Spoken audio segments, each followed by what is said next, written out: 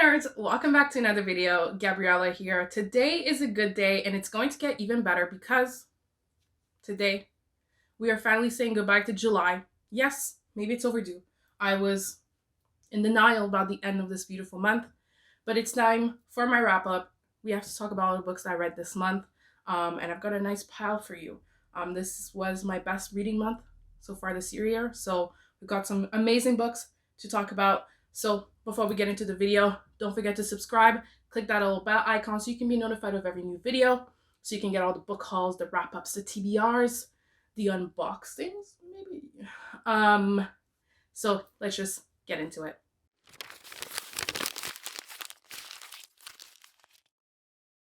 So, like I said, this was my best reading month, not only by the amount of books. Actually, it's not my best reading month by the amount of books. I'm one book short of that. February was actually my best reading month in the amount of books, but in the sheer amount of pages, by far July is my best. I read quite a few great things, and also the ratings of all the things that I've read this month, I think the lowest rating I ever gave to a book this month was 4 stars.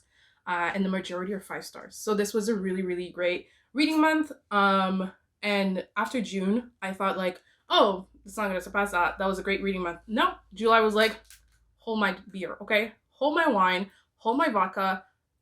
I'm gonna fuck you up emotionally, okay? So let's start. I'm gonna go in chronological order of the books that I read this month. So the first book I read this month was actually Ace of Spades by Farida Abike-Iyimide. So it will be a surprise to no one that this beautiful, beautiful book, it was a 5-star read for me. I read that one in like 2 days. It was just, it's now my favorite book of the year. So like, there's only so much I can say about it.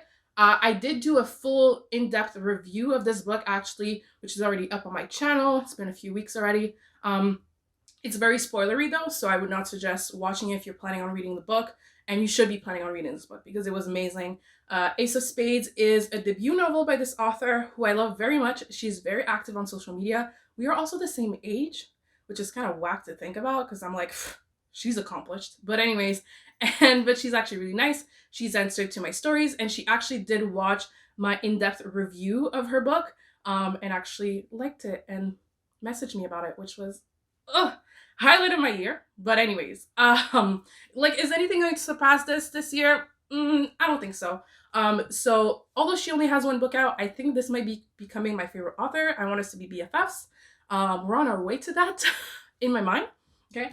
But if you don't know, Ace of Spades is a story of 2 teenagers, Devon and Chiamaka. They are the only 2 Black teens in this very prestigious high school, I like Gossip Girl, and this person called Aces starts tormenting them and sending texts all around the school, exposing their secrets. And it's the Chi and Devon's, quest to destroying Aces and figuring out who it is and surviving high school, surviving senior year, and still achieving all their goals. There's only so much I can say about this in this video before it turns into an Ace of Spades like fan just crying moment. This was amazing, and I actually fight myself every day to not reread this because it was so freaking good. I also tabbed quite a few pages, just hilarious quotes and all that. If you've read the book, I did have a section in my in-depth review where I literally just read out my favorite quotes. So if you wanted to check that out, it is up on my channel. But yes, that was an incredible start to July, and I thought it could not get better. But it didn't get better than this, in the sense that this is still my favorite book of the year, but July just didn't stop going. We went from book to book to book. That was exceptional. And I went straight into another book, which was Soulmate Equation by Christina Lauren. This was a much lighter book, not only physically, but also just emotionally and story-wise. It's a nice romance, rom-com, where basically this single mom who kind of stopped believing in love a little bit. She's kind of not concentrating on herself. She's thinking about her child all the time, the trope. And she actually decides to join this dating app that is brand new, that is through DNA. So you give some spit, some blood, So it's like Tinder, but on crack, like Black Mirror Tinder. There was actually an episode of Black Mirror Tinder, but that's a whole nother story. But this is like pushed to the brink of technology, but it's still very current in like the expressions and the everything. It feels like it was in like 2020, 2021. This is a new release of this year as well, and I loved it. This was a 4 stars, not because it wasn't good, but because it was like it was lighter. It was just a nice romance. You kind of saw what was going to happen coming, you know. But yeah, this was my first Christina Lauren read. So I am excited to read some more of their work. If you don't know, Christina Lauren is a duo of two female authors that are BFFs and just write books together, which is kind of like the dream. But yeah, this was a great one, and it kept the train of greatness of July going. So after reading Ace of Spades, I was still kind of feeling that thriller life. And Soulmate Equation obviously did not quench that thirst. So I decided to go with a good old classic. I don't know. I don't think it could be considered a classic. But I went with Sharp Objects by Gillian Flynn.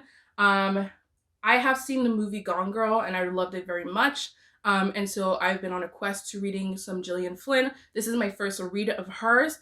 I have to say, Sharp Objects didn't exactly hit the mark for me, in the sense that I kind of saw it coming, and a lot of people talk about the ending, which I won't spoil obviously, as being very disturbing. And I don't know, maybe I've watched too much Criminal Minds in my days. I grew up on, Criminal Minds, CSI, SVU, all that fun childhood TV content. So to me, the ending was kind of like, okay, been there, done that kind of thing.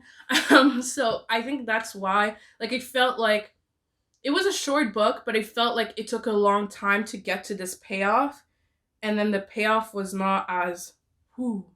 And I don't think that's the fault of Gillian Flynn. I think it's the fault of me just being messed up and having watched too many crime shows, But otherwise, it was beautifully written. I loved it very much. And I'm still going to read some more Gillian Flynn in the future.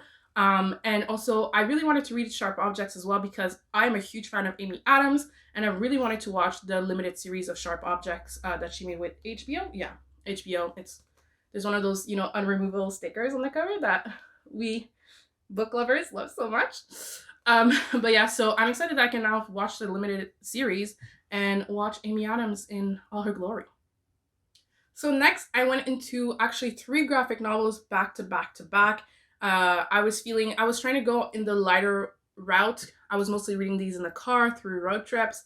When music playing, and graphic novels are more like when things are going on around me. So the first one I picked up was Sex Criminals Volume 1 by Matt Fraction and Chip Zdarsky.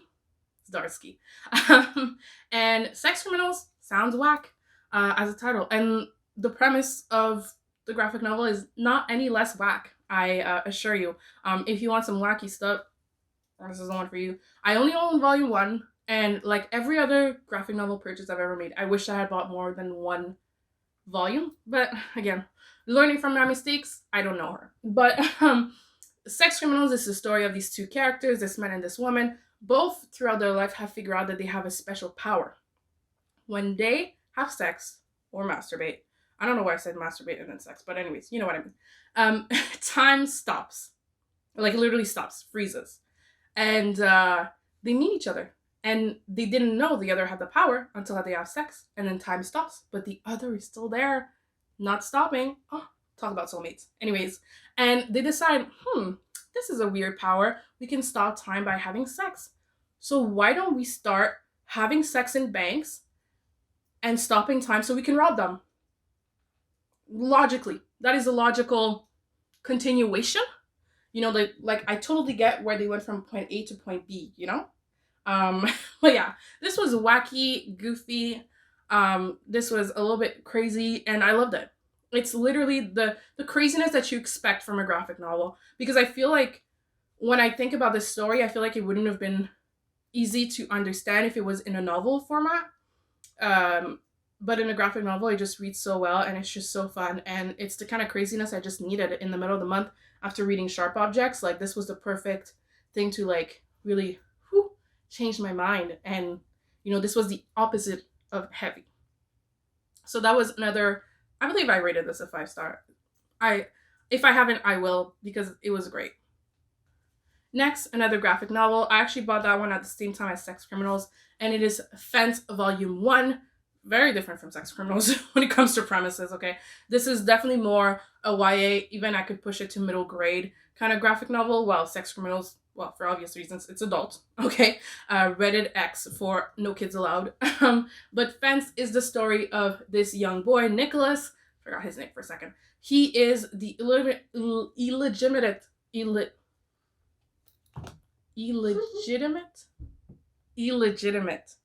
son to a fencing champion, like world champion. And he decides he's like, lower income. He doesn't have anybody really supporting him. And he has a passion for fencing, and he's not, professionally thought, but he joins the school, and he has to be one of the best fencers to be able to get the scholarship to get into the school. So, and he's also fighting against his half brother, the legitimate son of his father. So you can all understand there's this whole family turmoil there. He's the recluse, the rebel, the outsider, and he's trying to make it through fencing. I actually love this. I think I rated it a 4 stars because, to be honest, like, that was way too short. There was not enough story in this. Like, Sex Criminals was like, I've read a few graphic novels, and I've never had a graphic novel that felt so unfinished. Like, there wasn't one overarching plot. I don't know how to explain it. It was just, there was not enough. Not enough. Which is, like, I guess good that I wanted more, because that was how good Fence was, but it was actually at a detriment that it was so little. So yeah, that is why I rated it 4 stars, but otherwise the story is a 5 star. Does that make sense? If it doesn't, well, whatever. But yeah, so I actually loved it very much. I will definitely be picking up volume 2, and there are a few other volumes, and apparently after that they turn into novels. So I'm really excited. I think there's 2 novels after the first 4 volumes. So yeah, I'm excited to read this entire series. I hope Nicholas, gets through it. And I also love that fencing is like not a sport that you see represented in pop culture ever. Like, people forget that fencing is a sport, you know what I mean? And it was nice to like hear about it and be like, huh. Also, fencing is like very French, and like all the terms in fencing, just like ballet, are like all in French. And it's so funny because like I understand them, and it's just, I don't know. And I just imagine them in like English accents, and it just sounds crazy. Anyways, but yeah, this is Fence. Next. If you want to restart that cold dead heart, I said this about volume 1. I will say it about volume 2. Woo! My little heart got a little workout, okay? It got warm all over. It felt like I was drinking like a very good whiskey, very smooth, warming me from the inside out.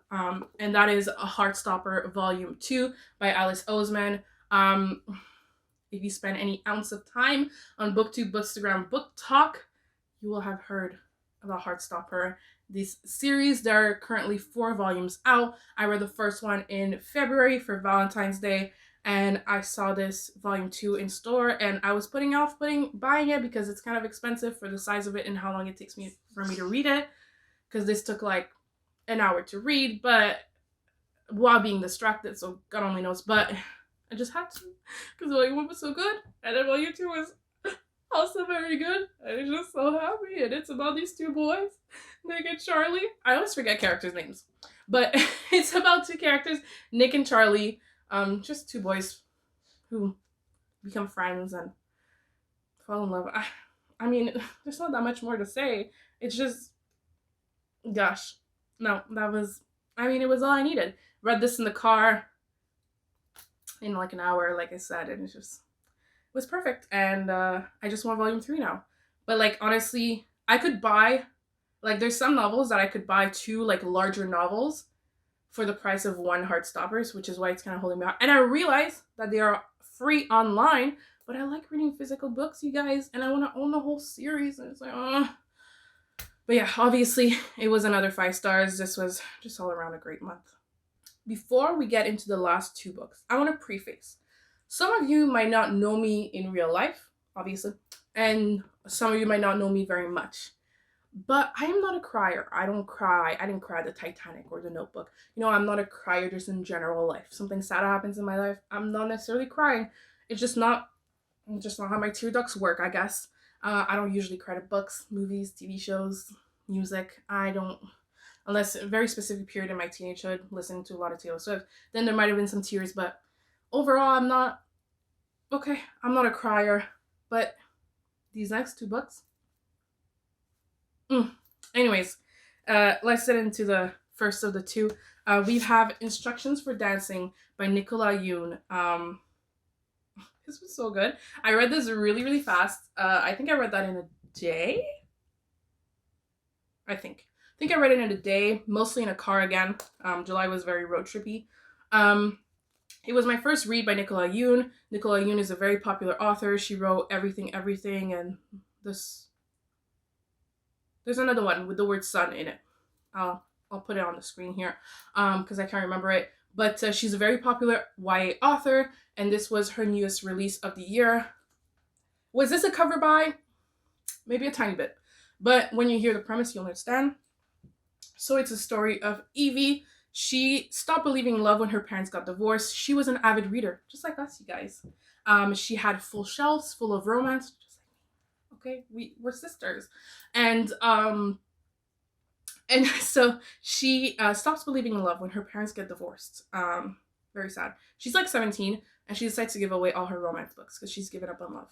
You know, when a girl's giving up her romance books, you know. But then she meets this old lady who seems to be magical in some way, and who gives her the power that whenever she sees a couple kiss for the first time, not the couple kissing for the first time, but she sees them for the first time kissing, she sees how the relationship started, some middle of the road moments, and she sees how their relationship will end, which makes her even more cynical about love. Until she meets a boy, okay? They learn to dance together. Literally, they learn to dance together. Instructions for Dancing. The title is apt. And, you know, maybe, or maybe not, Evie starts believing in love again. But the last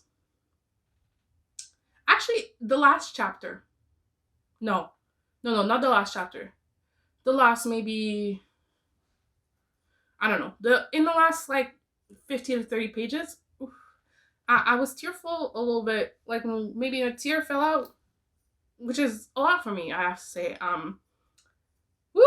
I can't say why, obviously, because spoiling, but if you read it, you know why. And it kind of took me by surprise, kind of turned the whole rom-com situation and YA rom-com a bit on its head, which I really liked. Like it was like throughout the book, I knew what I was expecting a basic YA rom-com between two teenagers and just some random dancing sprinkled through, and just a little bit of urban fantasy, you know, or speculative fiction, just to spice it up a little bit. I was totally fine with the basicness of it.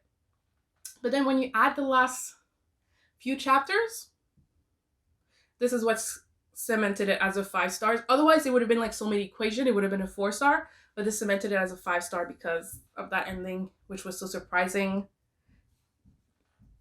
Anyways, I'll be thinking about this for a long time coming, okay? This is... Okay. It's going to be on my mind for a while. And definitely I will be picking up some more Nicola Yoon because I loved her writing style. Very relatable, very fun. And I loved the character of Evie. She was great. And she reminded me a lot of me because, I mean, romance reader, Black, a girl. I mean, right? That's kind of all you can ask for in a similar character in a book. So now to the last book. And last but not the least, you're going to recognize this book if you spend any ounce of time on any book related social media. And this book is with Instructions of Dancing in the tearful category for me. The 7 Husbands of Evelyn Hugo. Woo! I have to say, I am on Book Talk, obviously. I mean, okay. But and I spend a lot of time on there. And of all the books that are hyped on Book Talk, this is definitely like number 1. Like everybody talks about this book. Everybody on Book Talk has read it. And so first of all, I felt like a loser for not reading it. But also the story sounded interesting because the story of this starlet, Evelyn Hugo, she became a star in the 50s, actress. She's like, imagine if Marilyn Monroe was still alive and she decides to write this tell-all about all her life, including her 7 husbands. 7 husbands, get it? Because she was married 7 times. So as you can imagine, it's crazy and it's fun because you kind of switch between the person who's taking in her biography, like the interviewer, and Evelyn's life. So it's a lot of fun. You know, the pace changes and like the setting changes a lot too, and you get to go through the years and all these things, and you really get to see like inside the mind of a celebrity, which is a lot of fun. Um, and I have to say, of all the book talk books that are like hyped, it's like the only one that I've never seen a video where it's like book talk books that are overhyped, book talk books that are like hyped but not actually that good. It's never on those lists. So that was already like very indicative. And then I read it and I loved it. I loved it so much. It was a 5 stars from the beginning. It was great and it's beautifully written. And then this bitch, Taylor Jenkins Reid, just hit me with the last 50 pages. And if you know, you know. But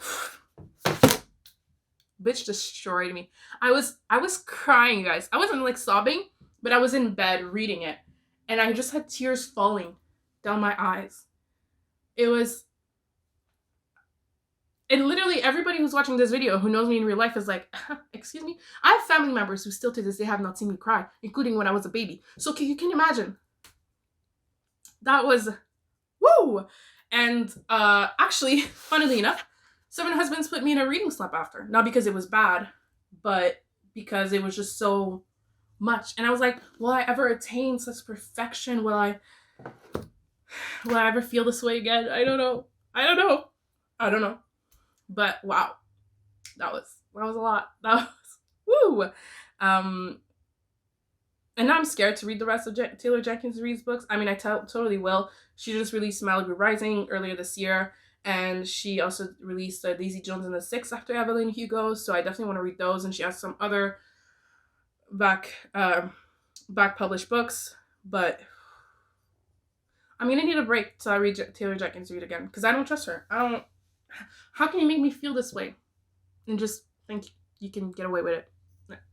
So yeah, if there's a book talk book that you want to buy, like if you had to choose one book talk book to buy and read, you know which one now. You know which one, okay? And it rhymes with 7 Husbands of Evelyn Hugo. Okay, so that has been my July wrap up. So I have read 9 books, and I'm really proud of myself. That was a great reading month. I had so much fun, and it was just great books back to back. Like, even though there was a 3-star in there, like, I don't know, it was still a great reading month, and I'm really proud of myself. I'm really happy, and I'm hoping I will prosper in the following months. The beginning of August, to be fair, it hasn't been great in reading wise, but I'm getting back on track, so I'm very happy. And I also achieved my goal of the year, which was 40 books. I have now officially reached it in August. So as we speak, I am past the 40 book mark. So I've raised my goal for the year to 65 books, which is very exciting. I chose a number that was a little bit challenging, but also not unachievable. So yeah, that's all great news. And hopefully, you know, the good reading will keep going. But to be honest, I got great taste in books, so I'm not too worried. But thank you guys so much for watching. If you watched all the way to the end, thank you very much. And we will leave an emoji today in the comments. The emoji will be, of course, the crying eyes emoji, okay? Not the laugh crying, the crying, okay? Full tears, okay? For instructions for dancing and 7 Husbands. Thank you so much for watching. As always, my social media is all linked below. Always at GabysPages. You can also have ways to help this channel down below. My Amazon wishlist, my Ko-fi for donations, my book outlet referral code, and my TubeBuddy referral code as well. And as always, you will have affiliate links for all the books that I mentioned today on Amazon. So if you buy any of the books that I mentioned today through the links below, I get a little bit of a commission at no extra price to you. Less money in Jeff Bezos's pockets, more in mine. Thank you. So that is all for today. Thank you so much. I will see you soon. Don't forget to like, comment, and subscribe, and click that little bell icon so you can be notified of every new video. Bye-bye.